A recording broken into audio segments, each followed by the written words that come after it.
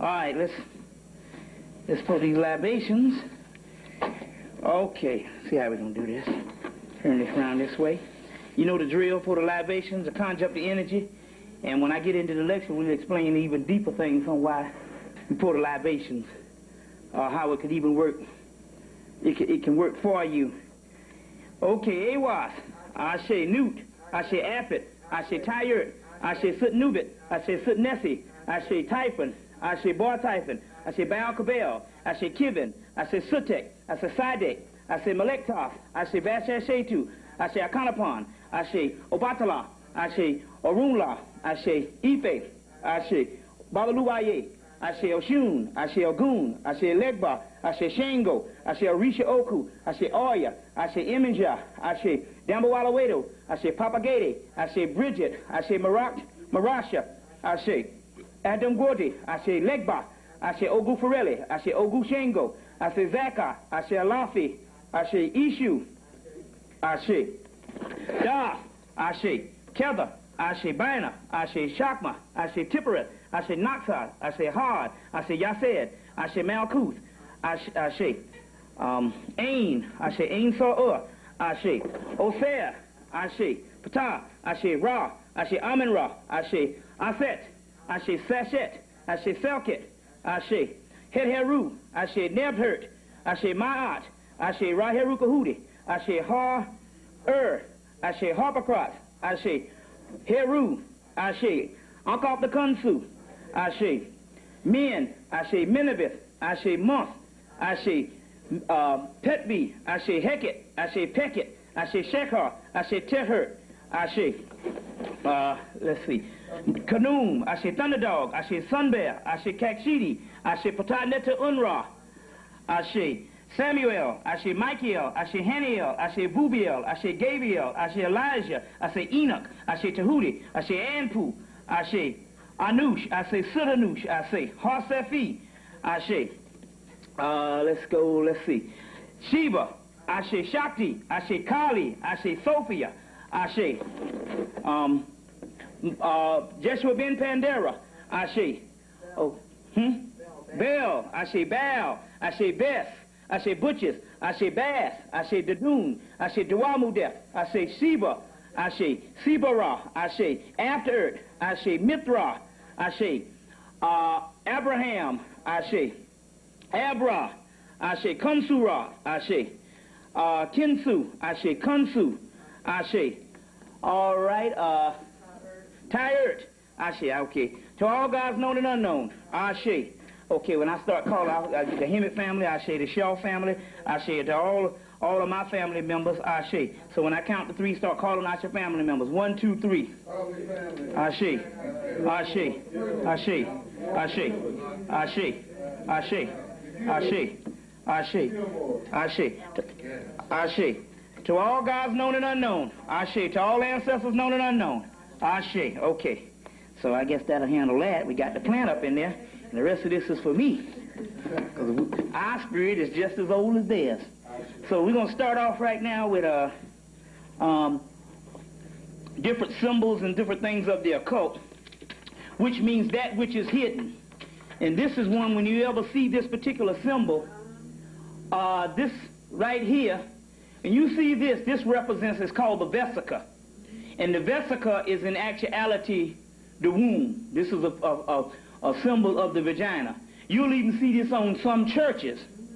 You see what I'm saying? And this is a symbol of the vagina, and this is the womb, is what it's dealing with. And as you can see, you have the Ankh, which you all know what the Ankh is, and you see the Heru that's also in the pyramid. 777 is a number.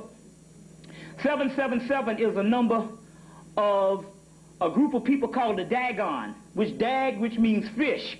And you'll also see the Dagon if you look up in most of your encyclopedias. These particular esoteric words, you will see they'll have Dagon. If you see some of the pictorial encyclopedias, they'll show you the fish man, or man with the fish, and you notice his name is Ionis. You'll see pictures of him in the Robert Temple's book.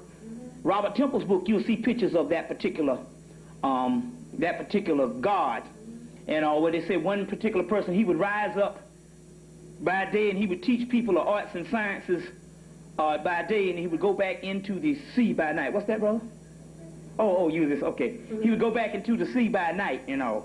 So that's 777. Okay, 418 is also a certain number of melanin. Melanin, because 4 plus 1 and 8 is also 13, and 13 is also our lucky number.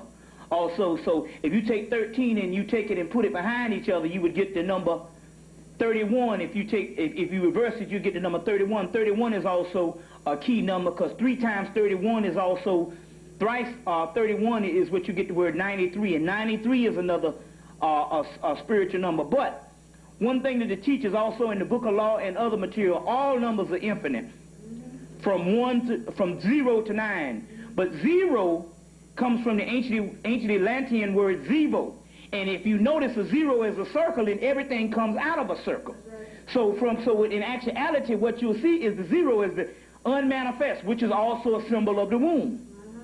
And from the 0, you get the 9. You know, 1 through 9 is your basic numbers before they double up. So you have the 0, which is actually showing you that nothing is actually something. Nothing is what you would call the unmanifest, which would be the whole potential, and from the unmanifest you get the manifest. So from nothingness you get something, which is very key when it comes to our people, what you're dealing with at this particular time. From the nothing you get the something. And because we are on the physical, we always register based on these 2 eyes of what we can see. And because we can't see it, we think it's not there. But in actuality, from the nothing you get to something. So this is some key symbols and all that we want to go through. Also, you know, you have the yin and the yang. Now, it's interesting. One of the good books that you want to get is also The Secret Teachings of All Ages by Manly P. Hall. Now,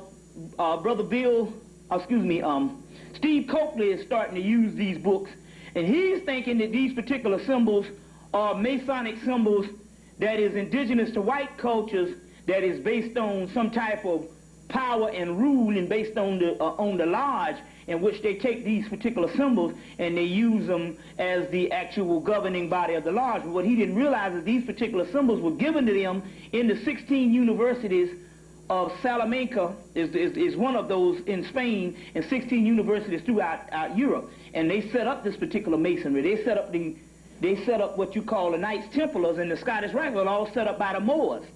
And the Moors is coming from the Moors that settled into Spain, that brought all the knowledge that they could muster up from the ancient world, and they set up this particular stuff. They set up the Camelot, Cam, which means black, and Lot, the black Lot, Camelot. Cam is Egypt, so this means the new Egypt of Europe. You see what I'm saying? They brought them the Holy Grail mysteries, which each system you have a certain mystery, and that particular mystery, it could be expressed in the Holy Grails, the Knights, the Order of the Black Sun, and it's all talking about the same thing. It's talking about getting to your higher self. So they set up the Holy Grail mysteries under King Arthur. And as you can see the movie First Night. First Night. And night just means black one, because it's talking about the darkness of night, that you would get the rudiment for the word knights of shining armor. But what you see the movie First Night. When you go and see this movie with Sean Connery and also Richard Gere, you'll notice when the knights would sit around the round table, in the middle of the round table, they would have a circle, and in the middle of the circle, they would have this black ash, this black coal burning. That coal also represents the black dot, which is carbon. And from the black dot, you would get actually a prism, which you would see is the crown chakra on Jesus' head. But if you notice in the black dot, you would also see these symbols, which each symbol is a symbol of the zodiac, and each symbol is a symbol of what you would call alchemical components or chemistry, so which is also in your body. So therefore, but it's all radiating from this. This is what's actually the real thing, and the rest of this is manifesting from it. So the prism is manifesting from the original black dot. So therefore, if you don't have this, then that means in actuality you would have this. It's basically an illusion. It's basically a hologram. It has no substance or anything real. And that's the difference between us and the people who don't have the black dot. Or the melanin. The melanin, which is the carbon, because the carbon is the basis of everything, just like the battery. If you really break down any type of energy, I don't give a damn what it is, a battery. Gasoline comes from what? Crude oil, and crude oil comes from what? Carbon. So therefore, in this particular circle, now here it also is another manifestation from the yin and the yang. From the nothingness you get the manifestation, dark and light. And light is nothing but a manifestation or the shine off of black. These are also other symbols that we need to understand. Now this is interesting because we think that this is an Asian symbol, but in actuality the thou is an Egyptian word that comes out of the Egyptian temples also too. So we also know that we have those particular initiates that came out of the mystery system and travel all over the world. Whatever particular science that they were versed in, that's what the actual people at that particular world became masters over. Whatever, each person learned every discipline, but in each priest they had a certain thing that they geared towards. And based on wherever they went in the world, that's what that particular culture manifested, that particular thing. So these particular symbols are surely, plus then again on the other hand, there's the whole black element from Vietnam and the black element from China and that whole Asia thing that was all a black land at first time. And you know that the world was one landmass, so if the world was at one landmass at one time, you're talking about one people and different university systems. Which is interesting because we got to realize that we argue over Hebrew, Islam, and different things, that if you go back, if we argue over the different systems, and the different systems of power was no different than different universities on the same damn block. You understand what I'm saying? You have temple, you know what I'm saying? You have another university, you have this, you have that, and they have different disciplines. And what you're dealing with the same science, you're just dealing with the way the university chooses to teach it based on a cultural or based on whatever type of way that they were experts in bringing the same science out. And now in later time we come into this particular knowledge, and what happens? We think in actuality that there's different religions and one is over the other and one was that. It was never that way. And the difference is we have a concept of thinking of knowledge from 6,000 year period. Even into the consciousness, we still think of a knowledge based on a biblical linear perspective based on the biblical time. With 6,000 period, every damn thing was over. So therefore, you got to break that doggone shackle on the mind for the simple fact that if you think of that in the 6,000 year period, you don't understand how certain things can be done, and we're talking about literally millions of years. So those particular things. Now it's interesting because you have what is called the Kabbalah, which is the which is the tree of life. Which basically we thought was Hebrew in actuality, but we do know that based on the temple walls in Egypt, we have the same tree of life that's here, the 10, 1, 2, 3, 4, 5, 6, 7, 8, 9, 10, 11, there's even 10, 11 sephiras in here, and it's the same thing. And this particular one precedes this particular one of Moses, because this is the temple of Como, which most of the time when you see temples, those temples were there for thousands of years, and if they had lasted up until the late period of Hemmitt, they tore down temples and built them back. And the inscriptions of papyrus that they had on the walls is what they built that temple back with. So therefore, we're talking about something that goes all the way back to Atlantis, Lemuria. You see what I'm saying? The word Moor is just a cut-off part of Lemuria. Or Lemuria, the word Moor would just be the people that lived in Lemuria. You see what I'm saying? Which would be the Moors in actuality. And it's interesting, so we know that we can't just lump the Moorish thing up with Islam for the simple fact that they have serious Moorish history before Islam even came on the scene. You had doggone Moorish history where the Greeks talked about the Moabites and the Moors, and even the Hebrews and all talked about the Moabites or the Moors. And so we have that kind of history, and also which is interesting. But going back to this particular Kabbalah, all this particular science came out of Atlantis, the first schools. So therefore, we had this argument last week. I went down to Orlando to speak, and there was some brothers there that were so-called Hebrews, and they were saying that the Hebrew language was the oldest language, and against some people saying the Egyptian language is the oldest language. And when you're dealing with languages are fairly new. When you're dealing with Egypt and going on back to Atlantis, which is now we have enough documents on it, when you're dealing with that, what you find out is that at one time we didn't speak. It was a telepathy. We're not talking about no bull-jive sign languages or some primitive man. We spoke on a clairvoyance and a high mental telepathy where you didn't have to speak. So when you see and so this is one of the keys. You will see some languages, like the Hebrew languages is a complete language, as well as the Greek language, because it has vowels. When you see languages without this non-vowel, that means that language was more advanced than the ones with vowels, because the vowels were needed when you totally shut down your psychic ability and you needed to rely totally on speech. So therefore you needed vowels. But the other languages is when you was borderline in between using the speech and telepathy, so you didn't need vowels for everything. So you have the Egyptian thing with no vowels, and certain cuneiform or Sumerian things with no vowels, and also this particular language called the Enochian language, which is the earliest Hebrew language with no vowels. You see, because the vowels are more advanced than, the consonants are more advanced where they didn't have vowels. And that's because we didn't speak at that particular part. So people saying the oldest language in the world, mostly the languages was new, but if we go back into either Hemmitt, we understand that they have tons and tons of hieroglyphics that they hadn't even been able to translate yet. Stuff in Nubia.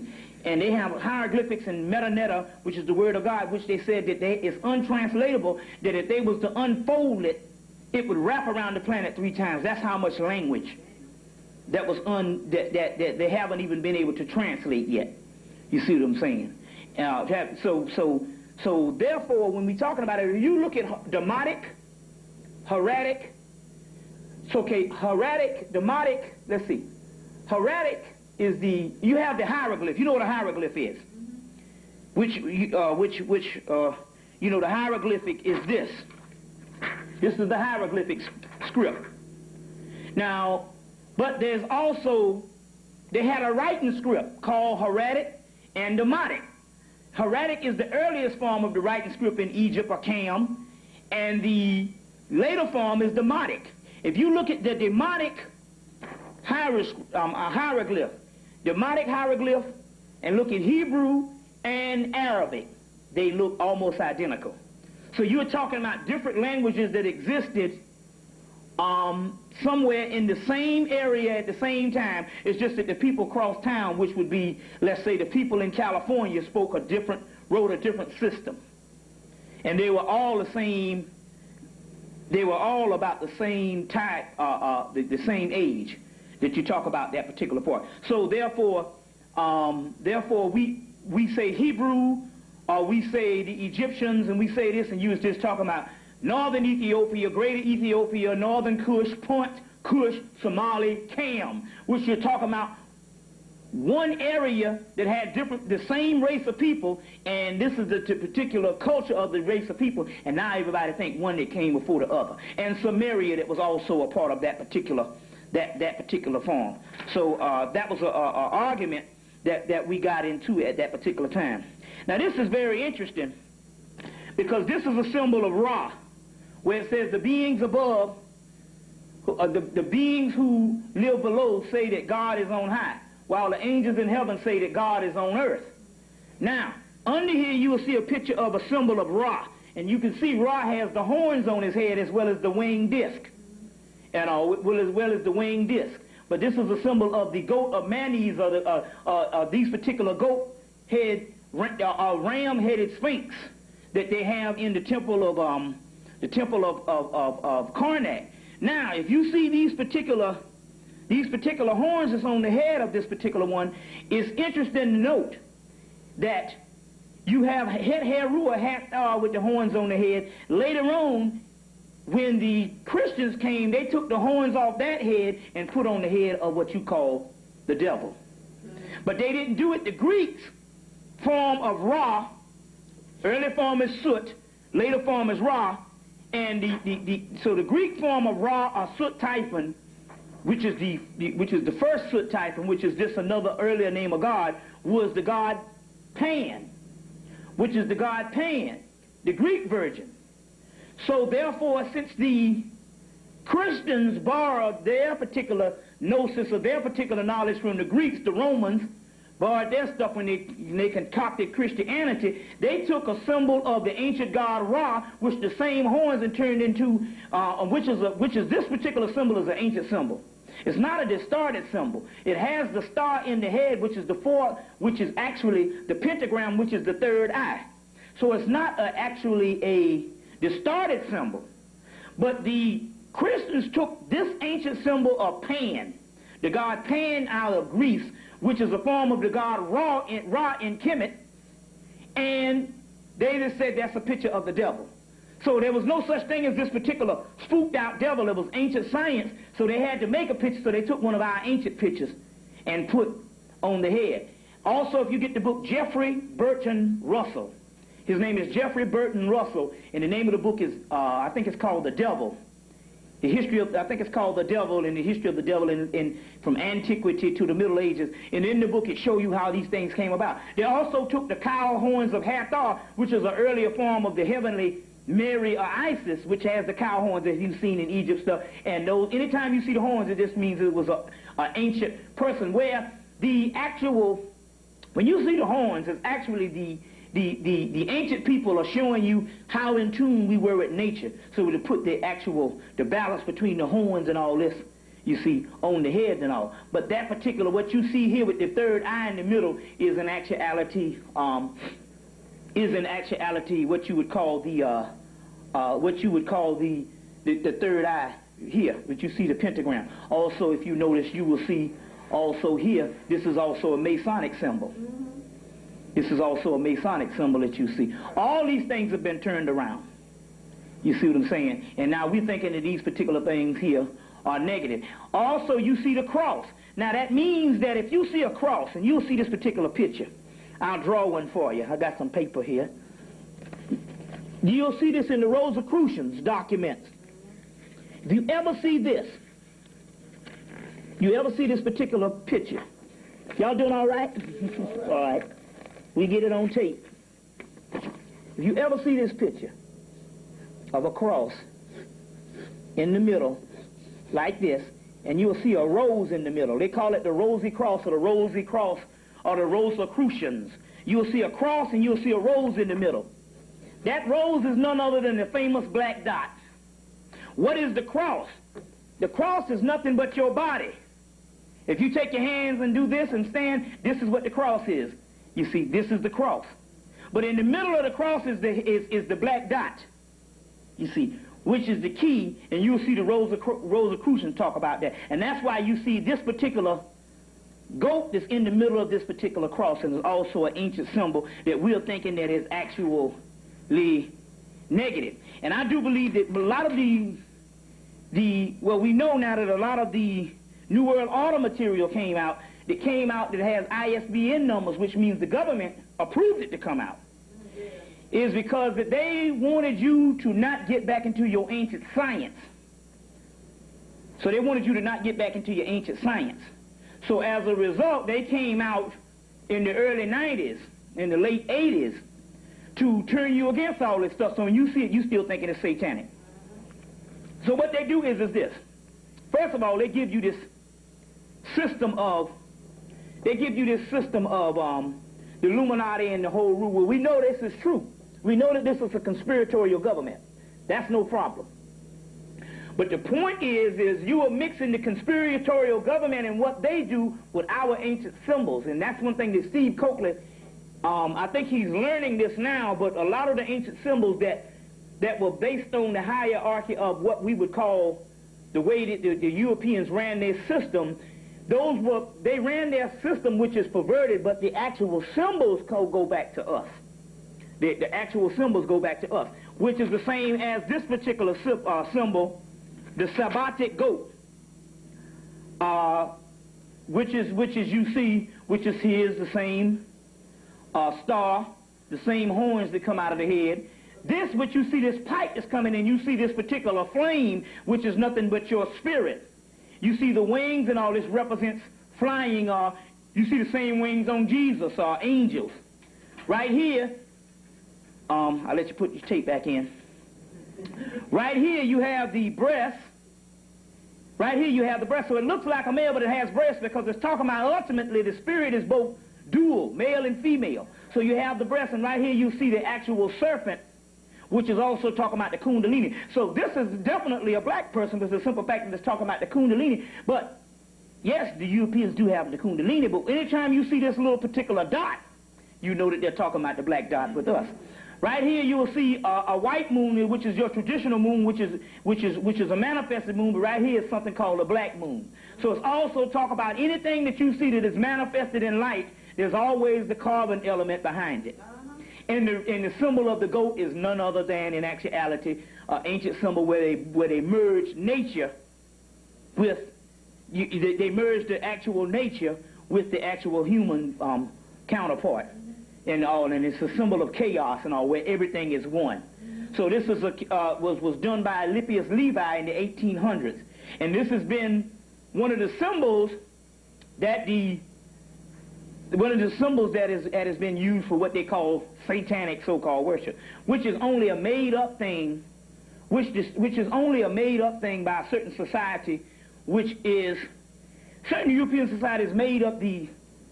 They took ancient symbols and they made it into things to get back onto a tyrannical Christian element that has been holding people back. So what it is I think they did wrong with it, for the simple fact that if you're going to get back as a particular person, you need to teach a person knowledge. So they did a certain amount of things by taking ancient symbols that would look like so-called satanic out of spite. You see what I'm saying? So we worship Satan under spite. And it ended up making things worse, because you literally take these things and think of these things. There's no way you're going to convince people that this is not evil. You see. So a lot of the things that they did out of spite. You see. To get back at people, they did out of spite. And so as a result of certain movements to counter dogmatic Christianity, you see what I'm saying? They use ancient symbols to say, oh, well, we Satan worshipers, which is a made-up type thing. It's a made-up type, and it's more political than it is a reality of worshiping Satan that don't exist. And that's what it is also, too. So they did these particular images wrong on the political side, because now you think these are evil things. You follow where I'm coming from? Check. All right. Also, here's a symbol of chaos, which is just a symbol of what is inside of your brain, which is the melanin. A symbol of chaos. And it's interesting. Now, when I spoke the other day I speak at a lot of larger cities, and it's always a treat when you go to towns where, well, I'll just show you this. This is another symbol of chaos, which is also, they say that melanin never stops moving. Now, it's always a treat when you go to smaller towns where, and it's interesting. This is the funniest thing. The Spirit is working. I went to a smaller town like Jackson, Tennessee. Everybody was in it. Then I go to Orlando, Florida, which is mainly run by all whites, where the people are much more dead. You see what I'm saying? And so what happened is where the church is ruled. So the people that were there were already conscious, so you didn't have to really worry about that. But the key was they asked certain questions like, well, because they're still battling. So they were saying, well, if you don't worship, you got these many names for God, well, what is the God that you worship? I said, what's the God that you worship? They gave me the name of the God they worship, and I said, well, that's the God I worship. And I said, what's the God? And there's another guy that's a Muslim, and I said, well, that's the God I worship. And I said, the key is that you are putting a label on something that is undefinable. How in the hell can you put a label on this? Look at the concept of the chaos sphere, which is the greater macrocosm. How can you put a name to this? You understand what I'm saying? And it's a good thing that's coming on. Walt Disney brought out the thing, the gargoyles, which is very key. You got to start watching this cartoon, because these cartoons are not made for doggone children. They're made for adults. Now, when they first came about, now remember now, how many people saw see this cartoon, the gargoyles? They got a girl on there. Yeah, right, Conan and your X-Men and all, but they got a girl on there that has long black hair. When she got shot one time, and the mother and the father came to the hospital, and the mother was a Native American, and the father was a black man. And she's the only one that's in contact with them, other than this guy Xanatos, who brought them back out of so they live again, so they came out of hibernation. So she's the only one that's in contact with him, is the only friend. But it's interesting when she asked one of the older gargoyles, what is your name? He said, I don't have a name. She said, you don't have a name? He said, well, why would anybody have a name? Why would anybody be labeled? Because he was saying, I'm so remote. Now remember, the gargoyles are black people, basically. They've been in hibernation. And they said that they will live again when the temple is risen above the clouds, which is metaphysical. The temple rising above the clouds is none other than the kundalini raising up and your energy raising up above the clouds. Let me get a picture of the kundalini. Your energy raising up above the clouds, which means above the head level. The upper room is what they call it. I'll get up. You understand what I'm saying? So they lived again. So now, it's interesting because the Xanatos went and got this castle. They said a castle will rise above the cloud. The castle means your body. Temple, castle. And he took it and put it on top of a tall high-rise. And it was above the clouds, and they woke up. Well, it's talking about you going, your higher energy rising up to the third eye, and you waking up. You understand? But they asked, he said, what's your name? He said, well, I don't have a name. They're saying, I'm so old, you can't even put a name on me. And it's interesting. He said, he said, what's that river out there? She said, that's the Hudson River. He said, okay, I call myself Hudson. What the hell, Since you need a name and we need to be defined, I call myself Hudson. So it's very key that you got to start looking at and that's one of the key ones. Because they went back to Egypt about a month ago and they unleashed Anubis. And Anubis came in and was tearing up the physical world and all, you see. So it drops like that and all. But anyway, how can you put a name on this particular stuff, which is called a chaos sphere, you see? And it's interesting because when I first got in contact they psychically got in contact with Melchizedek, which is Sutek, which is another name for Sut, which is an ancient name for the word of God, Melchizedek. And I said, well, what is one of the most ancient names for God?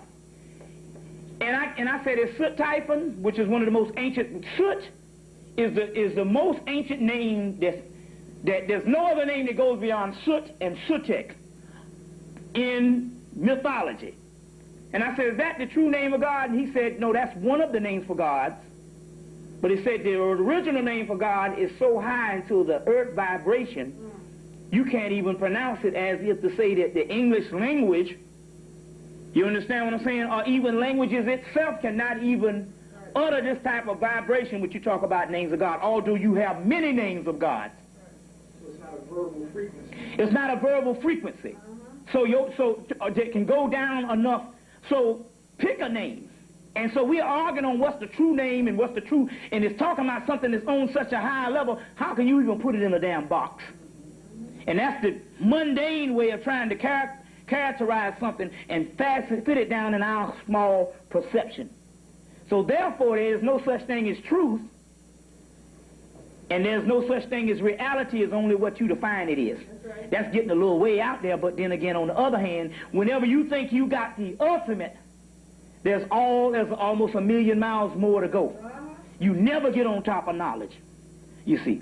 So the chaos sphere, and so now, they call it quantum physics, which is the white boy studying in college now, and they call that chaos sphere, you see. They call it quantum physics. You see what I'm saying? Now this is interesting, which is the movie that celebrates this, is the movie In the Mouth of Madness. Which is a key movie. You need John Carpenter's In the Mouth of Madness. Came out last year, 1st of 95. Key movie that celebrates all of this. Reality is only what you tell yourself it is. As you can see, you see this porthole. And you see this particular spasm or whatever coming out of the porthole.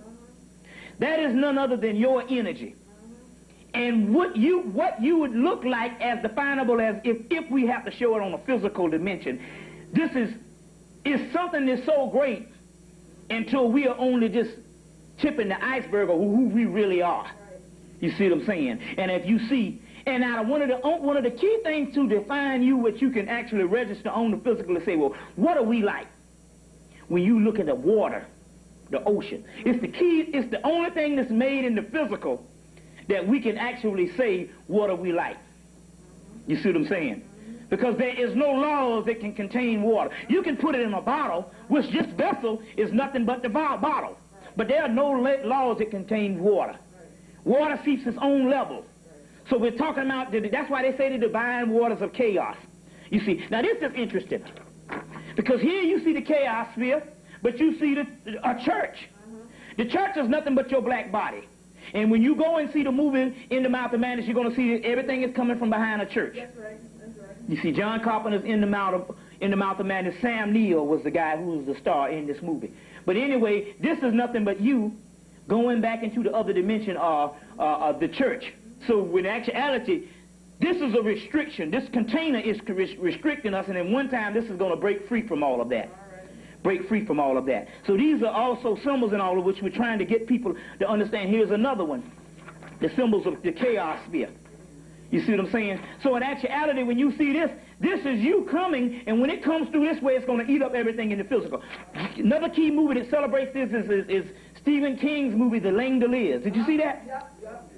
The Langoliers. You see these little black dots. You see these little black, these little black dots, and they ate up the physical. So it looks like taking us, and it's a picture, and each time they take a chunk out, there's blackness behind us, because this is only an illusion. So the Langoliers, which is Stephen King and John Carpenter, all those study our science. You see what I'm saying? John Carpenter's They Live, great movie on the New World Order. You see what I'm saying? But the Stephen King, The Langoliers, is dealing with this particular thing eating up the physical. And the only way they were saved is they had to go back into this physical dimension, but it ate up everything behind them, which meant also that eventually it's going to get down to the earth sphere. And that's the key to the movie. It's just that they escaped the wrath at that time. But eventually it's going to get down to the earth sphere. And the only thing that will survive is the thing that is like that is eaten, which is us. Yeah. What's that, brother? No, because I see that, and they were dealing in a lot of time, too, which is physical. Right. The things that we're eating, they were eating everything, and it was a time-based type. Mm-hmm. I never looked at it from that perspective. The Langoliers, which they're trying to give people a higher way of knowledge, which is quantum physics. Which is quantum physics. So that particular movie, and it's interesting because when you see the In the Mouth of Madness, he said, well, take this book back. I wrote you into the script, and you're going to see. He said, take it back to your world. And he's trying to get back to New York City in this dimension to warn the people, and this thing is coming right after him. So this is the kind of thing we're talking about when you're literally talking about the apocalypse. The apocalypse, which in actuality, the book of Revelation is actually talking this type of stuff. Is actually talking this type of stuff. So let me... let's see here. Here's another one that's dealing with that. Okay, this is called the Black Sun. Anytime you see the Black Sun is literally talking about, the Black Sun is literally talking about the black dot. And then you see this particular entity. Now this entity is there to basically to kill anything that is not worthy who does not have the black dot. So we're talking about this particular entity is a form of the Kundalini. And so therefore those that don't have the black dot, when they try to go up to the higher realm, their bodies will catch on fire. Their bodies will catch on fire. And you see, anytime you see these penises, that's also a symbol of the god Elegba, or what they call Elegba in Yoruba, Legba in Vodun, or Voodoo, or Vodun, which we're going to get into today, which is the god of the crossroads, crossing over. Remember the cross? Crossing over, the god of the crossroads, which is crossing over. So when they say, Legba is the trickster, it's not necessarily trickster to us, but it's trickster to those particular people that's trying to cross over, who is not of the original substance, which is the carbonated beings, which is melanin. You understand what I'm saying? Which is the carbonated beings, which is melanin. So that's another symbol. This is a symbol of the god Abraxas and Mithra, which is a lion-headed deity that symbolizes the Sphinx. As you see the wings always symbolizing elevation or going to a high level. And right here you see the black dot on the top of the head also too. Right here you see the serpent, which is what? The Kundalini. You see what I'm saying? You see a spear or the apex of a triangle upside, this particular triangle, or what you would call both upside down, you're still talking about a symbol of the black dot, a symbol of melanin also too. And in a circle, a pyramid, triangles, and different things, ancient symbols that they're also talking about. The pyramid is a symbol of melanin also. Because it's also the apex, because you have a great pyramid, but on the top of every pyramid you have a capstone, and it's a black granite capstone that is actually melanin. Also in the book, The Orion Mysteries by Bubal, you will see that actual, that black granite capstone. They'll show you pictures of that black granite capstone in the Orion Mystery. So this is a picture of Mithra, Abraxas. Now, the Christians took their book of Revelations from the Persian book of Revelations, Mithra, or the Mithric Mysteries, and the Persians got theirs from the Egyptian Heru, and the Egyptian Horus, or the Egyptian Heru book of Revelations is where they got their particular thing from. So this is where they took their particular thing from and all. But this is another symbol of the lion-head deity, which is also a symbol of the Sphinx also. Also a symbol of the Sphinx is also another symbol for melanin, another symbol for the most ancient form of the Godhead, the most ancient form of the actual Godhead. This is a symbol that comes out of a book. There's a book out, and I got to get the name of I think the name of the book is called the Apocalypse, but it's dealing with the apocalypse as far as the inward body. So it doesn't deal with too much things outwardly, because the apocalypse is a twofold system. There's a war going on the outside, there's a war going on the inside. And I got to find out the name of this book, and I'll give it to you. And it's a book. And anyway, this is one of the things where you have, 333, 444, the generals 555, the navel 666, which is the heart chakra. Also, too, but right in here you see 6, which is also a form of the whole head thing, and 7, 7, 7, 8, 8, 8, and going to the higher levels. So, 6, 6, 6, 6 protons, 6 neutrons, 6 electrons is actually a key number to our science. You see what I'm saying? Which is 18, and 1 and 8 is 9, which is completion, which is a key number. They say the number of a man. So the Antichrist that they're talking about in the Bible is us. Is us.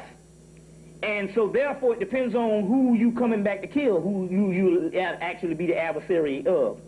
Antichrist comes from, because he's talking about Hebrew things, and if you understand the Kabbalah, you got the word ain, which means nothingness, which means blackness, and ain, which is the blackness or the nothingness, and that Christ, which is the light, you're talking about the Antichrist, which you're actually talking about the black Christ, or the yin and yang principle right here.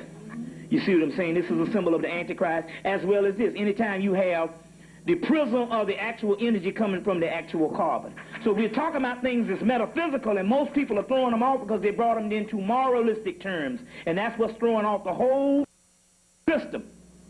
That's what's throwing off the whole system, is they brought it into moralistic terms, and it's throwing the whole key off right at this particular time. Here's a symbol of the black dot, and what it is, if you can look at it, so you'll see people, satanic people, you'll see them, they'll have these particular stuff. It's just celebrating our symbols. Just like the swastika, which is the whirling cross, is a symbol of melanin. It was brought out by Hitler because Hitler thought he was the god Heru or Horus. You see what I'm saying? But if you notice right here, this particular symbol of the black dot, if you notice behind is a particular entity lurking, which was actuality your higher self behind the gateway that wants to retake your life, for the simple fact that we are dealing on the lower self as far as we deal on a mundane level of what we can see, which is only a film projector projecting out. So this is another symbol of chaos that's lurking behind the gateway. They call it lurker at the threshold, or lurker in the threshold, lurker in the threshold. So we also dealing with this particular symbol of melanin also. Here's a particular symbol which a lot of people don't tap understand, and this is a key symbol of what you talk about, the devil. Okay, that's the god Bes. And the god Bes is in actuality a symbol what is on the inside of him. Now the key is his dual nature, double. You have a nature that is a nature on the physical, and you have a nature on the higher level, which you call your double. They call it your doppelganger. Oh, yeah. Your doppelganger, which in actuality is your double, which is the higher self. And this ancient word double later on becomes the word devil, which means double. which in actuality is talking about man looks back into his original nature, into his past, and he sees something so remotely different from him that he's falling so damn low until it scares him. It's also like looking at the tree of life. If you are down here at Malkuth, you see, you're down here at Malkuth and you fell from up here, this is going to be the dialectical opposite of you, which is Kevda, which in actuality you're scared of because you're separated from it. It's the opposite. What's that? From that point that you're pointing at now, your perception, that is chaos because you can't understand it, you're so low. Right, you can't understand it, you're so low, and it's only chaos for the simple fact that you're separated and you're conducive to the physical laws, which is the low laws. It's like the prison house. You see what I'm saying? It's like the prison house. And it's like, take for instance, I had a couple. For the first month or so, they didn't take the baby outside at all because the baby was, was kind of sick, had a little mucus and stuff. So they didn't take the baby outside at all.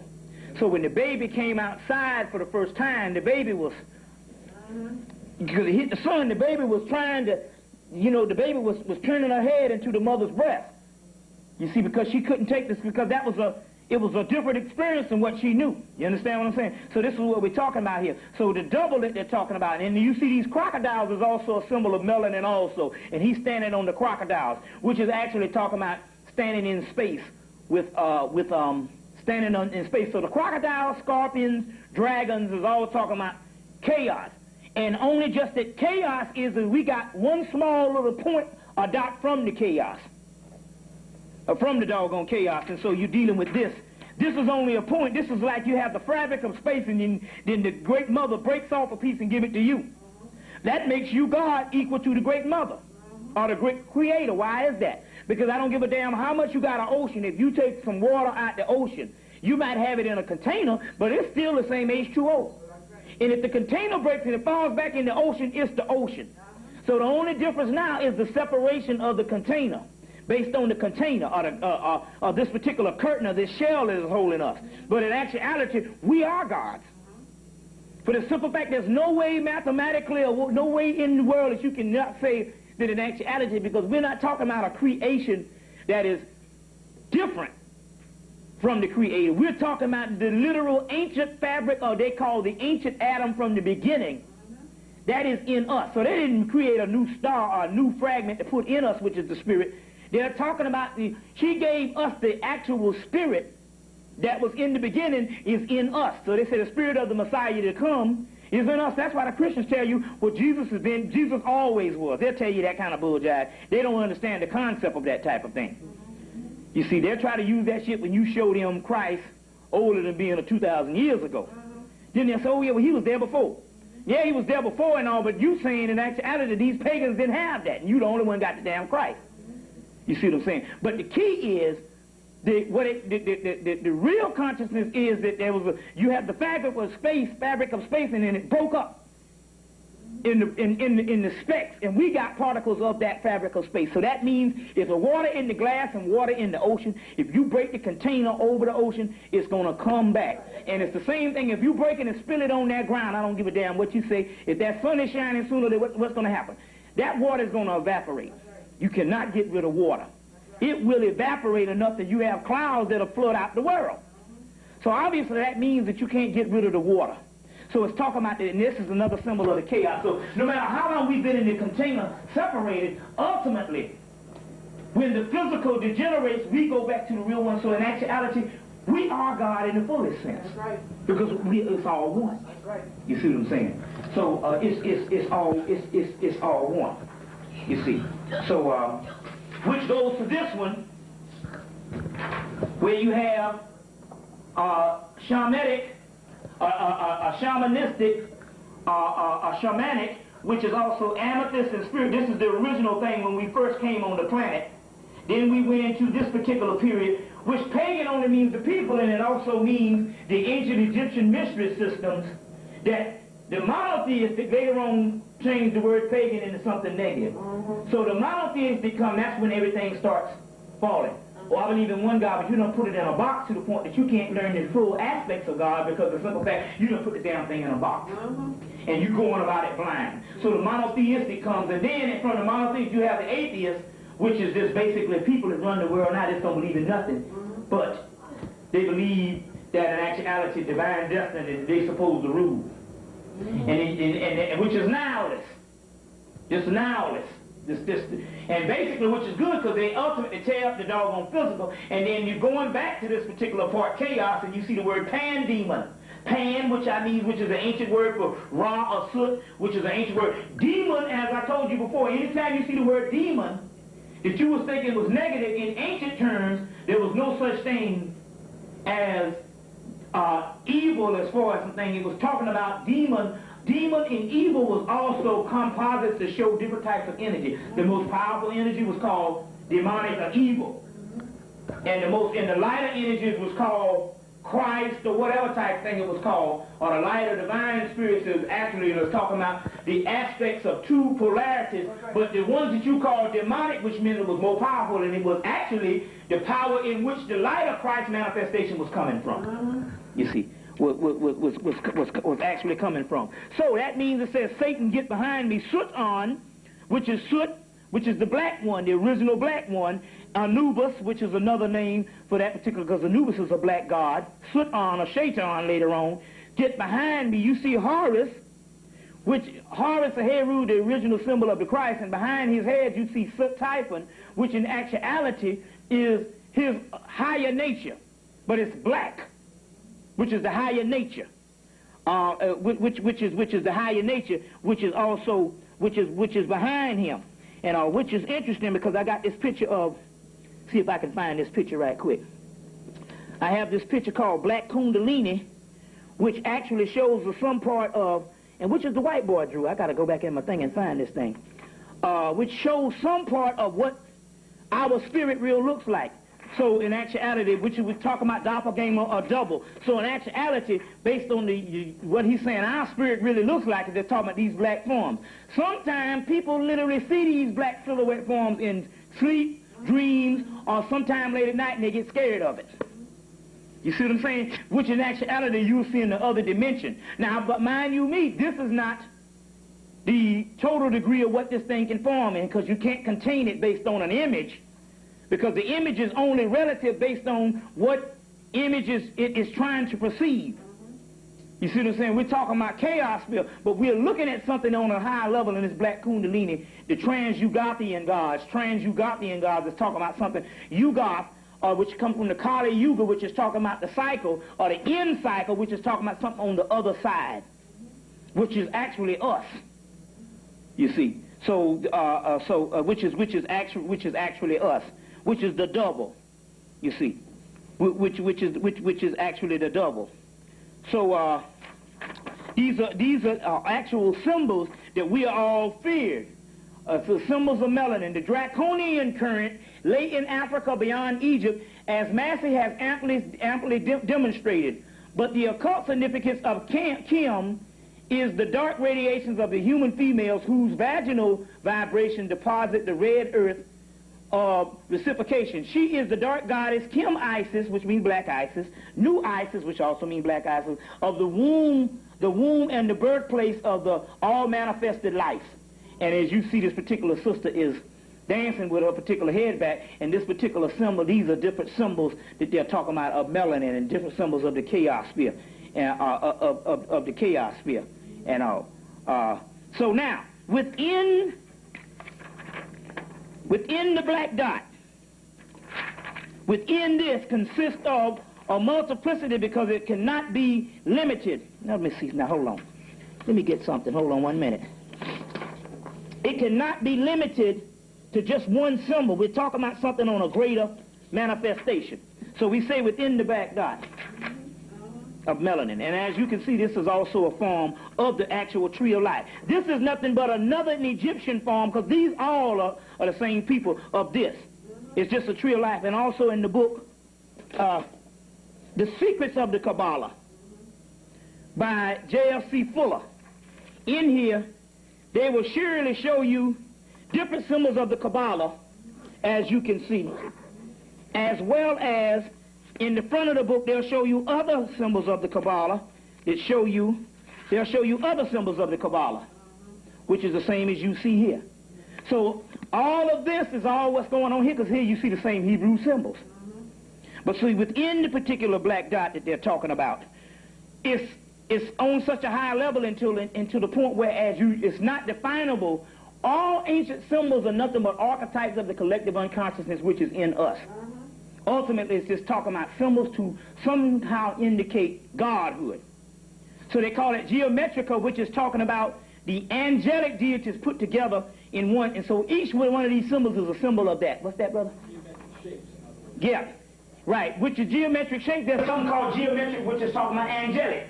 Angels. So you see angels as you see which you see they will appear as people, but also the angels is also talking about geometrical shapes. Get bust in the head and you will see angels. You will see certain things and all because it's knocking you into another dimension. You know, which you see the stars. Which is actually the stars is what's on the inside of your head in the first case, because every man, every woman is a star. So that leads us to this particular plate. That leads us to this particular plate, which is coming out of the secret keys of Solomon, the secret, what is called, it's called the secret keys of King Solomon, secret keys of Solomon the King by MacGregor Mathers, in which you can see these supposed to be ancient Hebrew symbols, but as you can clearly see right here, this is alien writing, which is the same writing that you saw that was around the Stargate, in the movie The Stargate. Yeah, right. Also, and if you go and it's interesting because if you first look at Lawnmower Man 1, when he first goes into this virtual reality, these symbols pop up. You have to look real close. These symbols pop up. But he tells them, he said, well, hell, these are things that is nothing new. He said the ancient man had all this.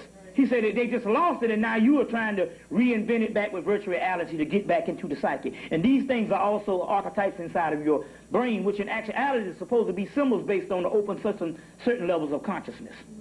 But you see this you saw these particular ones on the Stargate also, too, as well as the Enochian symbols, which is also, too, if you're going to do a book, you say you got a book club. I would suggest, because you saw the Stargate now, the book is out, the new Stargate book. It's called The Rebellion, I think. You can get it at in the science fiction section of either Barnes & Nobles or Barter. So I suggest that you try to buy up a couple of copies of that, and you need to read the book and have a book, a book meeting, but you need to tape it because it might be 2 or 3 years before the movie comes out because they got to get funding for it to get Stargate 2. And we don't have that much time because it might not be that much time, but we need to know exactly what's going on in the book. So I'm suggesting that sometime we need to go and get these particular books because it's a novel. Someone needs to read it. A group of people need to read it and discuss it and record it and put it on video. So this is one of the calls. I would suggest that for the next time your book club is to go and get the one that's got Anubis on the cover. It's called Stargate, The Rebellion, I think it's called. The new Stargate book. Also too. But like I was saying, these seals of Solomon that they're talking about here. See, so what we need to start doing is also we need to start researching certain materials that are not necessarily not necessarily so much as academic, but researching these materials that is what you call science fiction or horror, because that's where they're putting all our knowledge now. A lot of our knowledge is not coming on the academia level for the simple fact that they want to keep it from us. So they'll put it in comic books and they'll put it in certain cartoons and all this type of thing. But if you ever go to any comic book stores, those adults are not in comic book stores because they are grown-up children that did never graduate. They're in comic book stores because they know that the ultimate reality is going to come from greater cosmic adventures that has only been issued or the government puts in the doggone comic books. You see what I'm saying? You can rewrite the damn script. You see what I'm saying? By reaching far into your mind and developing your imagination. You see, so that's the reason why and for some reason, say, take for instance, like I said, yeah, the brothers, when I went to Orlando, most of the brothers down there was on it because, it's more of that male type of thing. You talk, say the white man, the devil, they're going to be down with that. But the sisters were so domesticated until, it was almost like zombies. They was dead They was like zombies. They were so domesticated. And one sister that happened to be from Atlanta that was in the consciousness movement for a while, she was pumped all up, and they was looking at her like she was crazy. You see what I'm saying? They was looking at her like she was crazy. And the problem is because they have domesticated us until our imagination is not that great. But I'm telling you something. I can take the average white person that's in the Christian church, and although they might reject it, but if you sit down, white woman, I'll say white woman. I say white person, but we say because if you take two people that's oppressed in a patriarchal society, so we're going to take the oppressor, the white person, we'll take the white woman. And if, which is only, she's our oppressor. But, now don't get, you know, we know this. So now there ain't no we all one shit. And actually she's one of the most severe because she has this role of being so damn docile. In actuality, she's the one that always cut the ropes. Now the key is, if you just take any one of them and take them out of the church and teach them this particular knowledge and break it down on layman's term and then go up, they will bear witness to it. Because the Europeans are more exposed in this society. They have more exposure. So therefore, that's why you see all these white women in their New Age and their cult and tons of stuff like this, and just white people, period. And it's why is it that out of all the stuff, why do they have no problem bearing witness to this stuff? They will bear witness to this stuff quicker is because they have more in exposure in the society. Now, if a black person has exposure in the society, he's mostly having exposure, whereas he's trying to expose himself as trying to run away from something. So he goes deeper into the whitenization, and so therefore you trap either way. So it takes a spiritual being to understand when it comes to black people. But I'm telling you, I've gone to these places up and down the East Coast, and I'm telling you, white people have no problem. Yeah, they were rejected if they're ignorant. But if you was to tell them some knowledge, one thing about the cracker, he will not have no problem with this stuff because they have a certain exposure. Well, if everything is geared towards you telling you that you God, at least in the physical, then you have a certain exposure. And so that's the difference. And so therefore, a lot of things that's going to be coming into things what you would call brain food for thought material, which is stuff in science fiction, horror. They call it fantasy. They got fantasy sections. And they got these games that they play, role-playing games. You see what I'm saying? And this is where a lot of stuff is coming from. And so we need to start getting into that type of stuff because they're putting all our knowledge in those particular books. You see, they're putting all our knowledge in those particular books. That's why this would end up in the Lawnmower Man. This would end up in the Lawnmower Man, which is interesting because, like I said, I went to go see the movie The Craft yesterday, which is about these 4 high school witches. And it's interesting, they had a black girl up in there. Now, I went to go see the movie The Craft yesterday. And they showed, and one of the older woman that was so-called this witch, which comes from the word vitch, which comes from, Wicca comes from the word vitch, and comes from the word bitch, which means priestess of the dog star, or priestess of Isis. And the older woman that was up in there said, well, there's no such thing as black or white magic. It's based on your nature and whether you're going to use it for good or evil. It's like, yeah, I can take that car and I can use it to transport myself across town. I can take the car and use it to run over people. That's just an instrument. So therefore, it was real key. She interested because I mentioned that a lot in my lectures. And she mentioned that in the movie. You go see the movie because one girl in high school was picking on this black girl. And she said, why you don't like? She said, because I don't like Negroids. And she got this long blonde hair. So she took some of the girl hair out the comb and put it on her hair and did a ritual, and the white girl hair started falling out. So at the end, it got a little crazy where they started battling. And this other white girl who was the main, she took some of their particular powers. But go see the movie and don't get into so much of the actual script of the movie as far as the socialization, but look at the magic that's being done, because that's our magic. You see what I'm saying? That's our magic. And it's laws and consequences when it comes to them using it, but not us, because we invented the damn things. And our souls is as old as the gods is so-called helping us out on the other realm. You see. So this is that particular movie was real good. Also, because when I got there, I met a brother that I knew. He was working at the theater. He had just gotten the job, and he said, I just got the job. He said, go turn in your tickets. I'm going to let you in free. So we got a hookup. So That case, we said, well, we'll see 2 or 3 movies. So when we got out, all the movies had already been in the middle, and the only movie that was starting was Barbed Wire. That's that Pamela Anderson, right? You know, movie. Okay, well, look at this. So we went into the movie, because it said action-packed into the 21st century.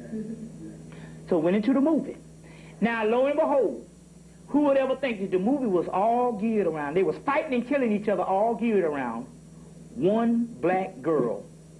They had a disease out, and this black girl that used to be a doctor and worked for the government had the cure to the damn disease. And everything was in the movement. The underground movement was trying to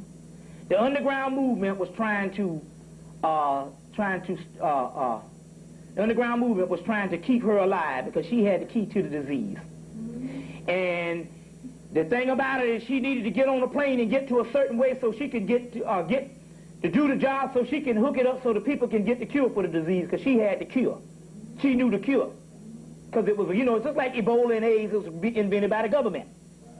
So she was supposed to get the cure, and the thing is that she had to get past the security check, because the DNA code as far as what they monitor you as the mark of the beast was actually retina scanning. And the whole movie was based on these contact lenses that they could put in your eyes and you can get past the retina scanning. And this whole movie was based on this black girl. And Pamela Lee was the doggone bounty hunter. Now, who would ever think that this Pamela Ann, Baywatch, big titty, Baywatch, use expression, woman. But that's the way they do things. They know most black people ain't going to go see it, and we stumble up on it by mistake. But that was spiritual. And we saw it, and the whole thing was about this, what's called, just like Strange Days. Anybody saw this? Strange Days was all about the black guy who was the revolutionary in there, who was the key rapper in 19 that got killed. And he was something like a public enemy at that particular time, our KRS-One, and got killed. Strange Days, which is dealing with the same thing, you see. So therefore, what we're talking about here is we're talking about how these things are being exposed in the movie. And who would ever know that that particular movie would come up and all that? What's that? Mm-hmm. It was all right, but I think it was a bad rendition. There's supposed to be a new one coming out that stars... There's a new one coming out that stars... I think it's done... Powder was all right, but it got kind of corny. Trying to say that this white mutant would have all these powers. There's a new one coming out with somebody, I can't think of what it is. But also we talked about cloning. Well, Michael Keaton has a movie coming out on cloning, the doubles. You see. Michael Keaton has a new movie coming out on the cloning. Those particular things. So everything we talk about, it's funny how it all breaks down, and we can see this thing coming about in movies. You see, in movies. So let's go on. We got a long way, because I ain't even gotten into the lecture yet. This is just the slide presentation to put on the tape. You see. You missed nothing. We didn't even, I ain't picked up the script or whatever. I'm just running off at the mouth. Another thing that is showing, this is coming from England, and it's showing a picture of a beautiful black woman. And out of here you see the dreadlocks, and in here you see this particular demon. Now, I try to explain this on everything because I try to give people a concept on the way things are really going. The way things are really going. Here you have this particular sister. You see the third eye. You see the dreadlocks, which represents melanin, because you know that that's melanated, that nappy hair, which is the spiral double helical structure, which is DNA. You see the DNA in the hair. And then you see this demon. This is not really a demon per se, that this is a demon as far as coming out of her, but what it means is this. This shell that we have is conducive, but it's a container for higher energy on the third dimension. This energy is so powerful until it's just no different than electricity. So the energy will blow you up and blind you and do all kind of stuff, burn you up. So they have to bottle it and put it in a container so it can be conducive to this artificial realm. You understand where I'm coming from? Well, what is happening here is our energy is so powerful, which I say, hell, this is the same energy right here, the chaos energy. So what's happening is, when it is shown on this realm, it is showing you how powerful it is. And in this realm, when we see these demons, we're literally seeing our higher self. It is just that this realm that we own is not conducive for that particular energy. So it shows up looking like this. But this container protects you, makes it pleasant for you to see. Now, outside of this realm, this would look like this. It's just because this realm here, you understand where I'm coming from? So this is a key thing coming from England, the picture coming from England, but beyond the brain. And each one of these lines in here is actually saying some things. This is a key thing, but it's showing you the power of us on the inside. Now, it's interesting because when the Europeans see this, you see, most people that was in the service, most people was in the service that went to Asia, mainly Japan. Most people that was in the service that went to England, that went to Japan. They say that the Japanese are scared of us. They call us the devil. They think that we're the devil. Think that we're the devil. And basically, this is what the European literally experienced by coming in contact with you. That he's not a racist. It's just that his energy cannot take the certain energy that you give off. That's how powerful you are. You see what I'm saying? It can't take your certain energy. Certain energies, hell, you can't take no iron and throw it in no fucking bathtub. You're going to have some eruption. So what you was calling racism, in actuality, you're talking about an energy field. So it's innate. Otherwise, when they learned about racism in the 60s, and we call them on it, there's no way in hell that the 1990s could come about and they would revert back to the same thing and call it conservatism, or the right, or they call it the right side of it and the left, the right wing. That means that they only use the racism as a political tool and a utility, or what they would call the liberalism. It's more of a political agenda more than it is changing a person's nature. You see what I'm saying? I could work with them, and I can do this kind of thing. So what we got here, they went through what is called a behavioral modification. That's like a damn cat learning how to swim. You understand what I'm saying? And a dog learning how to damn go to the fucking kitty litter box. We're talking about a behavioral modification where you're trained to behave in a certain fashion, but that's not your nature. So what has happened is they had a behavioral modification. And in actuality, what you think is not racism. That's the term, and I think this was the term that the white boy invented, to make it political so you can't get behind the real frequencies. You see what I'm saying? It's more than racism. We talk about energy fields and actual nature. That's why the white woman wrote the book Psychic Self-Defense, Dion Fortune. And in there she talk about the pathology of coming in contact with non-human contacts. And she said soulless people in human bodies. And she said you got 4 currents.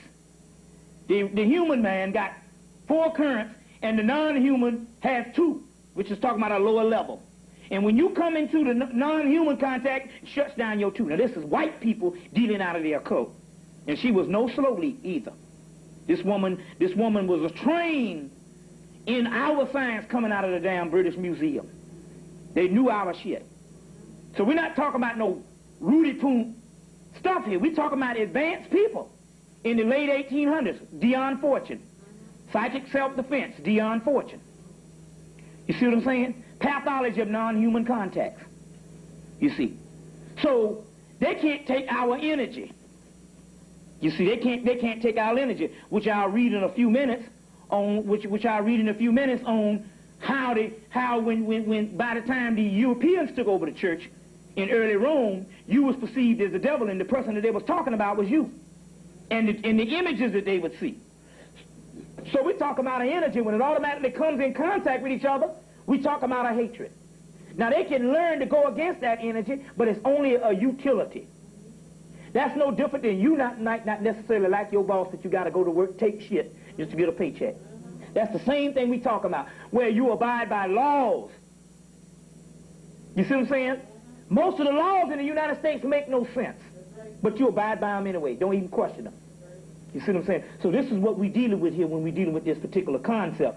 So this particular energy here that we're dealing with here. Now, what I'm saying is, but the key is, the reason why all this stuff sounds strange, the reason why all this sounds strange is that we have fundamentally two histories going on in the world. We have a fabricated history that is put in libraries, public libraries, and the university level, which is given to the public. And there's a complete history that is never goes outside of Masonic lodges and the British Museum and the University of Chicago, which is complete history, which is the real history. So even when our black historians get it, and they stop at 3,000 years of Egypt and Africa, remember, they're only being allowed to get this because it's a fabricated history. Remember, the white boy didn't even let it go until he had completely changed it. And based on this history coming out of which is translation, was brought up by the damn Moors. Here you see the same alien symbols that Dr. John Dees copied for himself, who was under Queen Elizabeth, and said it was his stuff. And actually he got these ancient fragments from the Moors that brought in University of Salamanca, which it has a history that goes back with man being advanced. Not no animal man. We're talking about advanced gods ruling the earth that goes back 15 billion years based on these translations. And we're talking about enough stuff to fill the entire streets of Philadelphia of stuff that they haven't even let us see yet, haven't seen yet. And they call it occult knowledge. That which is hidden, that's what the occult means. You see what I'm saying? So now we're talking about that kind of history that is hidden even from our scholars, which is contained in a box of 3,000 years, and you're talking about a linear history. We're talking about that kind of stuff. Here's other translations of the same Arabic translation that they got that was untranslatable, and they had to translate this history that goes back millions of years, and they had to go to some Arab family. This is an Arab that the Moors used to have. So this is talking about Cushite Arabia, which is Ethiopian Arabia, which is a language, which the Arab language you got is a modification of this language. And there was only a few families that lived over in the Arabian part that even can speak this language. And now you can bet what color they are, because 85% of Arabia is fucking blue-black people. They don't ever show you that. So when these people had to translate this, and they got out of the British Museum, they had to go to one of these families. And we talking about Cushite Arabians, who Muhammad's father was a Cushite Arabian, that was great astronomers, which was Sufism that studied Sirius and all that. That's why he put Sirius as the surah of the star in the Holy Quran. This is the Lord of Sirius, which is Allah, you see. And so, because he came from an advanced family of Sufis that came out straight out of the Egyptian mystery system and the Ethiopian thing before the doggone white arrows took it.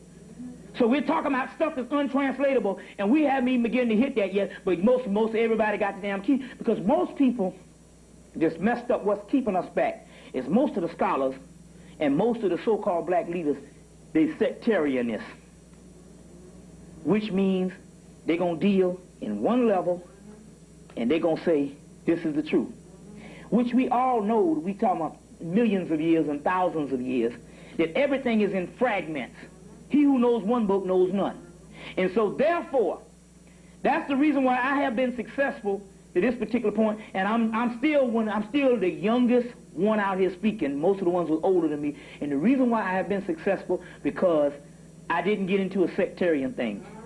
If it was in the Hebrew, that's what I went. Islam, I went there. Egyptian, Sumerian, Native American, Chinese, Japanese, all that is our stuff. It was one landmass. And whenever you doggone say, no, I'm not dealing with this, you have taken a piece of your history and putting it to the side, and you can never get the complete picture, because they broke it up into fragments. And so what's happening is, with everybody, most of the people are sectarian, even the scholars. You see what I'm saying? The scholars say, well, it's Egyptian. They automatically rule out Hebrew. So therefore, they didn't go back So they didn't realize that it was all one race in different schoolhouses. You see what I'm saying? Whereas the Hebrew people, and they're saying, well, you know, that was corrupt. And they ruled it out based on some doggone dogma. And then the Islamic said, well, that was corrupt, and you don't understand. It's all in one piece. And none of it has the key. None of it has the complete picture, not unless you pull it all in. And that's how you learn knowledge, because let me tell you something. That's how the white boy do his shit. Yeah, I've been dealing with these people for going strong for a good 5 or 6 years now, and I've never met any of them that was on one discipline. They take all of our stuff because they know it's not theirs. So since they're outside of the loop, they don't have to worry about the culture. So we arguing over cultural things, and everybody around the indigenous people around the world arguing over culture things, which is separating you on a tribalistic type thing, tribalism, whereas because they have no culture, they're saying, hell, we'll run all this stuff. And that's the key about them. You never see them. They deal with all of our stuff and call it theirs. You see. But they understood, hell, if we're going to stay on top, we're going to have to deal with all of it. And so deal with all of it. So this is the kind of ancient writing and stuff that we're talking about here. Talking about here. Now let me see a few more pictures we can get to before we go into the lecture and all. Now this is one of the most key things here, because based on Egyptian history, this in the Cairo Museum of Ankh-Nakhunsus, or Ankh-Nakhunsu, in the British Museum, was an actual living incarnation of the god Osiris, based on this stela. So now, what Christianity is alluding to had already gone down in the 26th dynasty of Egypt. Let me show you this. But the reason why it wasn't no phase of saying, well, hell, you know, we're going to worship you, is because the Egyptian priests all knew the hell all us gods. Just like the doggone John chapter 10, verse 34, 36 says, is it not written in your law that ye are gods? And also in doggone Psalms, and also, I think, Jeremiah, or one of those, and all. But this is his stela. Now, stela is nothing but it means a stone and a slab. And this is his stela, which is a stone or a slab. One is the original actual picture, and this is the actual drawing of it. Right here, you can clearly see he's a black priest. He's looking here, and he's, well, I got this wrong. Okay, I see what the deal is. The stela of Ankh, stela revealing of Ankh-Nakhunsu. Hold on. Do something. Pull this strip off so we can see. The stela revealing of Ankh-Nakhunsu. Now, what you have here is, the picture here is actually, this is a picture of the god Horus, a Heru, the Christ, and actually, the picture is showing you a depiction of, first of all, here's Nut, the great mother. Here is the seed that is being brought. Here's the wings. Also, this is X marks the spot, is the seed that is being brought down to the physical. This seed is brought down into him, so in actuality, he's looking at his higher self. But on the stela, it says Osiris Ankh-Nakhunsu, which means that the earliest version of the Osiris that they was talking about, and actually this was a living god. He had the panther skin priest on, but he was no different than no other person. Although he had a divine lineage, he was no different than the other priests, so it didn't stick like the Jesus thing did when they was talking to a whole group of black people who was on the same level as Jesus, and somebody and then they front and make like that he was the son of God, not like nobody else. But then again, it wasn't Jesus that did that. It was the damn Romans that did that. That had to concoct a new history.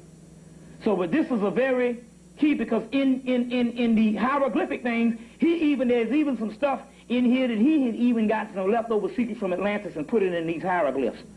In these particular hieroglyphs. And Aleister Crowley used this to invoke Awas, a tall black man in his 30s with the face of an African king. Well, this was a tall black man in his 30s with the face of an African king. So in actuality, Awas was another name for Ankh-Nakhunsu. Ankh-Nakhunsu. We'll get back into that in a later date and all the kind of thing here. I just wanted to go through these particular pictures. Now, this is an interesting picture. Oh, yeah. The second coming. This is the ancient Indian symbol of the Christ, which is the wolf man.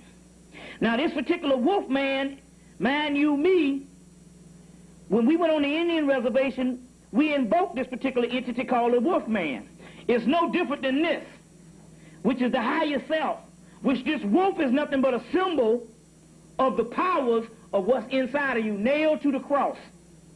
You see, and we invoke this particular thing. And this is a book called The Second Coming, A Terrifying True Story by Andrew Collins, which this particular book is, he got, what he did is he went through and he got all the psychics he could find in Europe, and the ones that was most consistent, he pieced together some stories of some ancient things that was actually going on. Here again, if you can look real close, I told you before that you had the goat of Menes.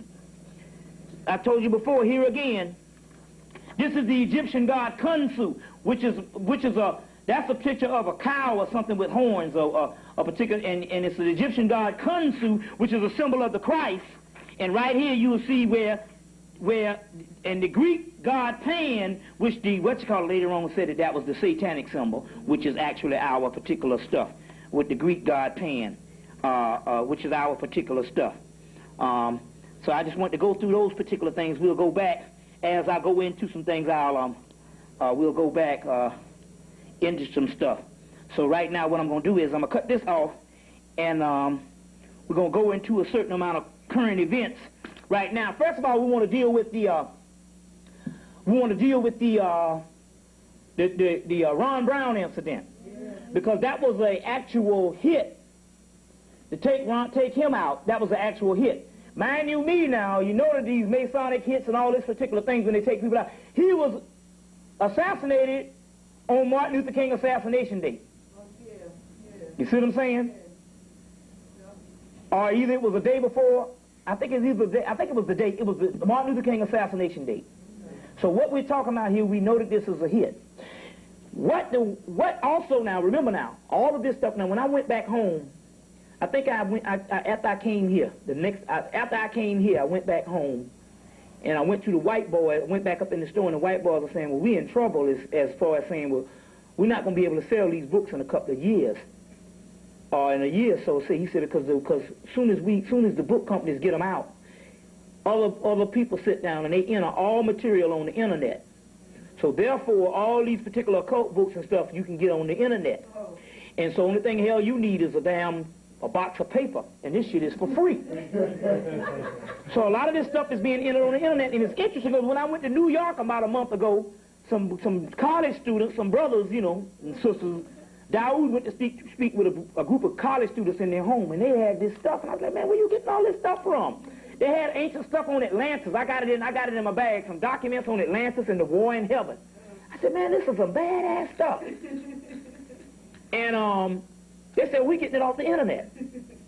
You see, we getting it off the internet. So what the deal is, they said a lot of this stuff is actually going on the internet. Now, it's interesting because when Ron Brown died, the white boys got off the internet that he had a lawyer that flew to Africa the same day, and the lawyer got killed. So, now remember now, in the history of Malcolm, when Malcolm got assassinated, the same day he got assassinated, an African leader in 1965 was assassinated the same day in the same hour. So we talk about the same COINTELPRO CIA hit. And Hayward Burns, too. Huh? And Hayward Burns, too. Right. You see. Right. Also, they said that he had a white boy that was working with him putting together a package on the commerce. They was rolling. Putting together a package on in the commerce department, and this white boy was taken out in Alaska the same day. See what I'm saying? The same day. Now, why in the hell they're gonna send him to Bosnia to do some business deals and all this kind of crazy stuff? Now you know that you can fit the pattern because last summer they was trying to indict him on some embezzlement type thing, but they couldn't get the brother. So now it's funny how this pattern all comes together. Now we know the black box wasn't on the plane. Number one, you got to realize one thing about a plane. Anything with a big jet, crop dusters go down. The reason why you don't see too much big commercial airliners go down is because based on, If you, and it's funny, I was riding back one time on the plane coming from, I spoke at Hampton. I was riding back and I met a brother that was training to be a pilot. And he said, well, actually, he said that it's almost impossible for those planes to go down, not unless somebody do something stupid. So first of all, look, the plane has 2 motors. Each motor costs $1 million. And in actuality, they said that the plane can run off with one motor. Let's say if one motor cuts off, the plane would shift to a side and the other motor would bring it back. But this was a big motor. Hell, this motor is bigger than some twin-engine jets. And they said that this motor can run, the plane can run, actually, one motor is to be in reserve. They know if one motor quit, you on the other motor will save. Just that both of them run at the same time, but one motor is the reserve motor. And there's no such thing as both motors quitting at the same time. You see what I'm saying? Engine failure is on small twin-engine jets and little commuter flight shits. But not 737 is a big, tight jet. So, it's a pilot will go 300 to 500 miles out to get from out of bad weather. No pilot with any pilot license to drive a big commercial airliner will ever drive in bad weather. That's why the people for Delta say, they say, this is unbelievable. I can't understand why we wouldn't send none of our pilots in bad weather like that. But they would automatically know you go out. You go out, you can go hell. If it takes 300, 400 miles, you go out before you get to some bad weather. But it's highly unlikely that bad weather going to reach 300 miles out. Basically, you would go so many miles out to get from out of it. The drive through this particular thing, they said now, and plus now, we're talking about regular commercial airline, but then again, we're not just talking about commercial airline. We're talking about damn near a whole fraternity of Air Force One type jets. The same jet that carried Hillary Clinton. Yeah, that's right. Now, if it was that weak to go down, these jets don't crash. You understand what I'm saying? If it was that weak to go down, and most of these things that crash is because some nigga up in the sky that they trying to kill. And then most of any crashes you see, somebody that was too important, the plane fall right out of the damn sky. And it was under the same favor as Mickey Leland. That died in what, 90 or 89 or 90? Yeah, 89, same Mickey Leland thing. But they said, but the problem is with him was, he was the only black person in the history of politics to actually enter into the power realm. You know, everybody else has been peoned. Jesse and all the rest of those people, they're just workers. But he was the only one to enter into the power realm because he was the chairman of the Democratic Party. So therefore, he entered into the power realm. And they said, hey, time to take this nigga out. And you saw the tape where Bill Clinton is smiling and then laughing and having fun, and then when the camera comes, he made like he was sad. Because the key with Bill Clinton is probably the greatest, most diabolical president that we've had. Ain't no way in hell they putting some peon nigga in the last days. The reason why he is more powerful and he is more diabolical is his ability to seem like a plowboy. His ability to seem like he is such a idiot and a naive person, and that's the type of person, he's the great person for COINTELPRO, or he's the great person for deception. So he is no slow leak. He showed you wasn't no slow leak when they had this so-called freshman class talking junk to him in the Republican about shutting down the government, and they ended up, Newt Gingrich had the buck dance around him, because this man is more powerful than most people think he is, as well as him and Al Gore. So the whole key with that was a hit. But the Spirit provided a way to show you some things, because 1 week to the day that he got taken out, they made a little cracker girl, flying a little 7-year-old cracker girl, her ass went down. You see what I'm saying? A week, and that was the Spirit showing you some things. You see, that was the Spirit showing you some things. You see what I'm saying? Now, it's interesting because you got this this Patriot standoff. Now, we know that anything that they put on TV now is choreographed. Nothing is spontaneous. Nothing just comes about. What you see in newsrooms, both national and local, is no different than going down to Broadway. Everything is choreographed to the T, including the deaths in the street when it comes to black people, because that's all programmed for certain deaths to occur And they program them based on computer chips to go out and kill some people. Because news is big business. So everything is choreographed. Everything. So this Patriot thing that's going down, hey, you watching TV, and they're trying to make a political move. But it's key about this Patriot thing. The key thing about the Patriot thing that will teach black people some things is this. Number one, about a week after the standoff, they came on TV and they said, well, what are the Patriots about? They said the Patriots was about rescinding their license plates